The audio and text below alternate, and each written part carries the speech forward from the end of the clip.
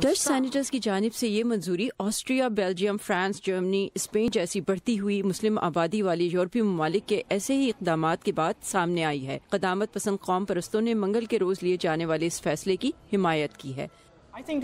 میرے خیال میں یہ ایک تاریخی دن ہے کیونکہ یہ نیدرلینڈز میں اسلام کا اثر ختم کرنے کی جانب پہلا قدم ہے۔ مغربی اقدار اور تہذیب کو تحفظ دینے کے لیے ضروری ہے۔ اگلا اقدام نیدرلینڈز میں تمام مساجد پر پابندی ہے۔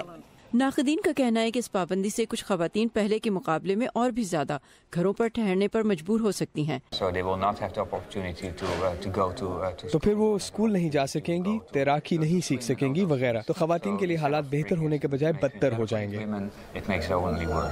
ایک ڈچ سوشیولوجسٹ کہتے ہیں کہ اس بین سے کچھ مسلمان لڑکیاں زیادہ غیر محفوظ ہو سکتی ہیں۔ میرے خیال میں سڑکوں پر یہ خواتین زبانی اور جسمانی حملوں کا نشانہ بھی بن سکتی ہیں۔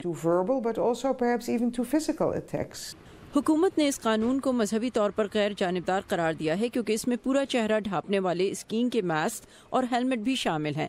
تاہم اس بین میں سڑکوں پر برقعے کے استعمال کی پابندی شامل نہیں کی گئی۔ اس کی خلاف ورزی کرنے والوں پر جرمانہ ہو سکتا ہے۔ فرانس وہ پہلا ملک ہے جس نے 2011 میں عوامی جگہوں پر پورے چہرے کے نقاب پر پابندی لگائی تھی۔ انسانی حقوق کی یورپی عدالت نے مذہبی آزادیوں کی خلاف ورزی کی دلیلوں کو رد کرتے ہوئے 2014 میں اس پابندی کے حق میں فیصلہ دیا تھا۔ اسلامک پردے پر پابندیاں ایک ایسے وقت میں سامنے آئی ہیں جب یورپ میں مغربی کلچر کے بڑی مسلم کمیونٹیز کی جانب سے خطرے میں ہونے کے خدشات بڑھ رہے ہیں۔ زلیکٹکا ہوک کے ساتھ صبا شخان، اردو VOA۔